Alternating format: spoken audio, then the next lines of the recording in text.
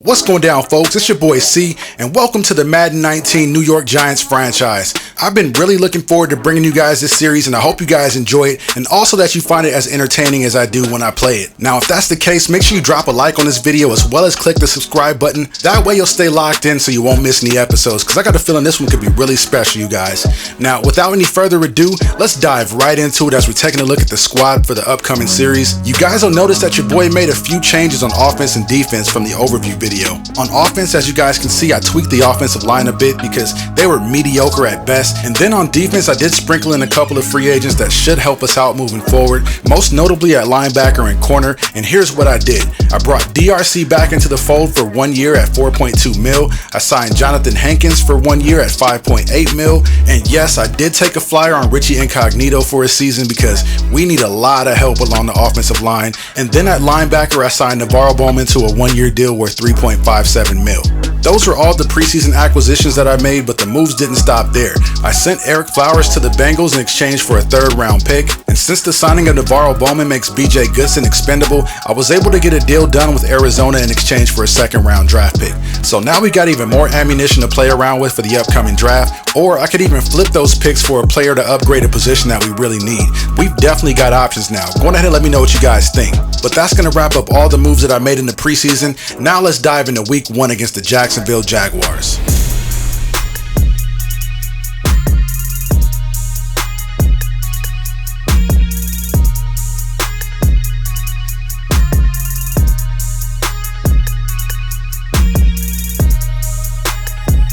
The Giants won the toss and elected to receive to start the game. Their first drive starts at the 31.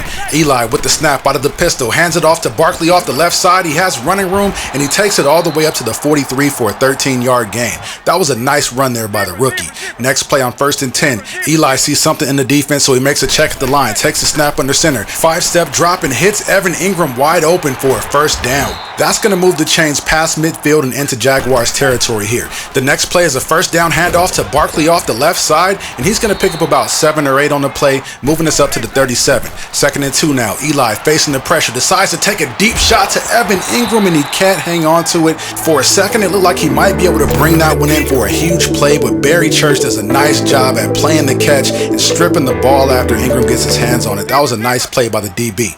So that sets up the Giants with a 3rd and 2 now. Eli out of the gun, looking to work it underneath to Ingram again, but the pass is knocked down, and the very first Giants drive of the season is going to end with the field goal try. The kick is up and right through the uprights, and the Giants take a 3-0 lead in the season opener. So now the Jaguars offense takes the field for their first drive. Fournette gets the carry on 1st down and picks up about 10 on the play, moving the Jags up to the 35-yard line. Jacksonville then comes out in a single back set. Bortles hands it off and Fournette is going to be brought down in the backfield. Navarro Bowman was there to make the play for a 1-yard loss. So that's going to bring up a 2nd and 11 now. Blake Bortles out of the gun, looking to set up the screen to Yeldon. He makes the grab, but Harrison is right there to shut that play down before it gets started, and that's going to set up a 3rd and long for the Jags. The Giants then send the corner on a blitz, and Blake Bortles reads it and picks him apart. They needed 13 but got 19 on a reception to Westbrook, and Jacksonville now moves into Giants territory. So on 1st and 10 now, out of the gun, going with the play fake, Bortles is under pressure and gets sacked. Kareem Martin read the option perfectly and took down Bortles for his very first sack of the season. That's going to bring up 2nd and long for Jacksonville. Fournette gets the carry off the left side for a gain of 4 or 5 on the play, and that puts Jacksonville in yet another 3rd and long situation. If you guys remember the last 3rd and long, we sent the corner on a blitz. This time we switch it up and drop everyone back in zone, but Bortles is able to find a receiver open in the void and makes us pay once again. That's got to be frustrating on the defense. We had them in 2 3rd and long situations and just cannot get off the field. So the drive continues here on 1st and 10. Fournette dances around for a gain of 5 on the play, and that's going to bring up 2nd and 5. Bortles under center, hands it off to Fournette. He has a hole and picks up the 1st down and some, and that's going to move the Jacksonville Jaguars into the red zone.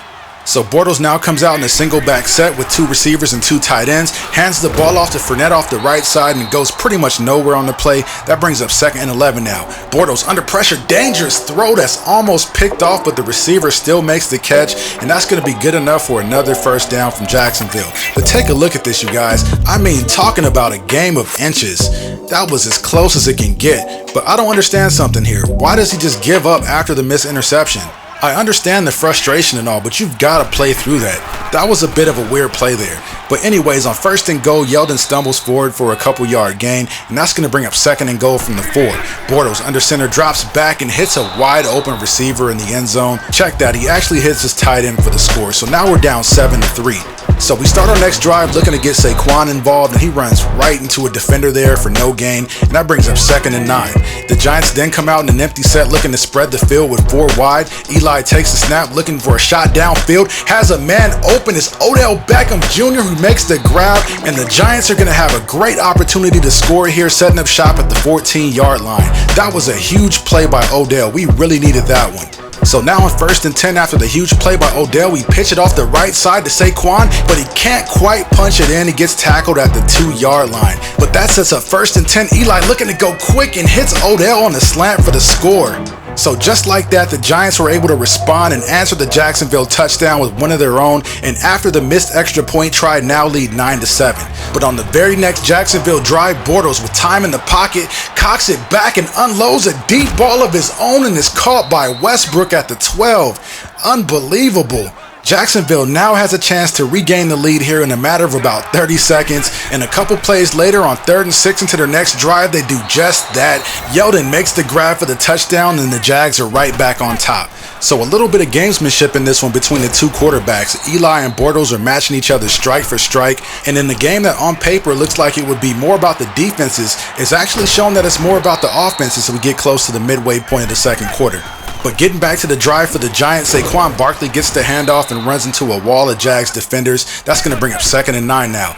Eli going back to the passing attack, finds Saquon on the swing route. He makes the grab and picks up the 1st down. That was a nice catch by Barkley there. So that brings up 1st and 10 now. Eli out of the gun, looking to hit Odell Beckham Jr. Makes the grab in traffic, running the deep end route. He's able to make the grab between 2 defenders. That brings up 1st and 10 now from the 23. Eli out of the gun, looking to take a shot deep for the end zone, and is picked off. The pass intended for Ingram was thrown into double coverage and picked off by Tayshaun Gibson. That was a horrible read, horrible throw. I'm not really sure what I was looking at there. That's definitely one I wish I could get back. But then on the very next play, the Jags stay in attack mode and gash us for a huge chunk of yardage there on the pass play. And at this point, we're almost 2 quarters in. Blake Bortles has yet to throw an incompletion. That has got to change, otherwise we're not going to have a shot. So on 1st and 10, we dial up some pressure, and it gets to Bortles for the sack. Damon Harrison gets his 1st sack of the year, and the credit on this play should really go to Navarro Bowman, who comes in screaming on the middle linebacker blitz, which leaves Jeremy Parnell with a really tough decision to make. So the Jags are now facing a 3rd and long. Bortles takes the snap out of the gun. Olivier Vernon applies the pressure, which forces Bortles to get rid of it. That was his 1st incompletion of the day here at 2:41 of the 2nd quarter. That is just crazy. But yet again, on 3rd and forever, you guys, we give up another long completion for a 1st down, which eventually leads to this right here. Bortles scrambles out of the pocket and finds Keenan Cole wide open in the end zone for the touchdown. So Jacksonville is able to capitalize off of the Eli Manning interception, and the Giants now have a pretty big hole to dig themselves out of. So with under a minute left in the half, Eli comes out in the gun, looking to set up the screenplay to Saquon. He makes the grab at the 20, looking for running room, but it's going to be tackled at the 34-yard line. That's going to bring up a 2nd and short situation now. Eli still in the gun, looking to work the middle of the field, finds Odell Beckham Jr., who makes the grab, and that's going to move us up to the 46. 25 seconds now, clock's winding down. Eli finds Saquon on the angle route, and that's going to move the chains into Jags territory at the 43. We call a timeout, trying to save as much clock as possible with 20 seconds to go. Eli, out of an empty backfield set, finds Odell streaking down the seam for a completion at the 15-yard line, and that gets us into field goal territory where we're able to put up points just before the half. And even though it's only 3, it's still a positive in terms of momentum as we get into the 2nd half. But it all starts from the defensive side of the ball. We got to get a stop here. After the short run by Fournette, the Jags are facing 2nd and 10. Bortles dropping back, throws a dangerous pass that's almost picked off there, but instead is batted down to bring up another 3rd and long. We must get off the field here. Bortles out of the gun, takes the snap, looking for a receiver, throwing across the middle of the field, and is picked off by Alec Ogletree. What a play by the 6-year linebacker out of Georgia. That was a perfect play just at the right time, as Bortles has been carving us up all day on 3rd and long. Ogletree says, "Not on my watch," as he snags the pass intended intended for Lee right there. That was a huge play that could really swing momentum for us because we get the ball with great field position as we go to work at the Jacksonville 38. Now the handoff to Saquon, he's just been having a tough day all day long. So we go back to the passing attack looking for Ingram there. The pass is going to be batted down by the linebacker, and that's going to bring up a 3rd and long situation. This is a huge 3rd down right here. So Manning spreads the field with 4 wide, takes the snap out of the gun, looking for Odell. He has a step and makes the grab for the touchdown.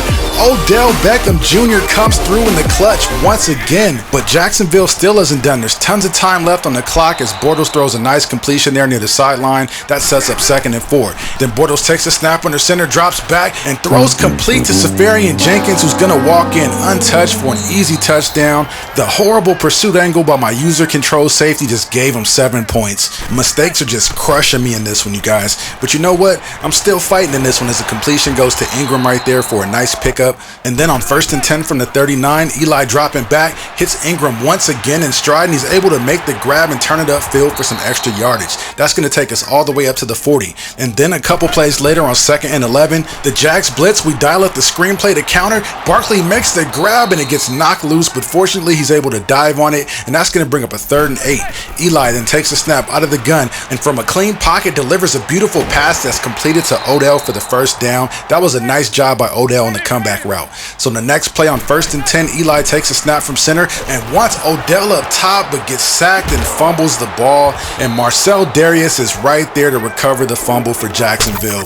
And the plague of mishaps continue as Barkley does not pick up the right assignment in pass protection, which ultimately leads to Eli being sacked and another Jacksonville score. We did make things a little bit more interesting here at the end of the 4th quarter here, at least in terms of the scoreboard, as Eli connects with Odell Beckham Jr. yet again for another touchdown on the day, but we weren't able to recover the onside kick and rally back for a miracle victory. And we're going to end up dropping this one at home with the final score of 34-27 in a game that I feel like if I'd done one thing differently, there'd be a good chance of us getting out of here with a W, but instead we end up taking an L in this one, and I really can't place much blame on Eli, if any, other than that interception where I threw in the double coverage, but that was strictly a decision-making error on my part. But Eli really did his thing today.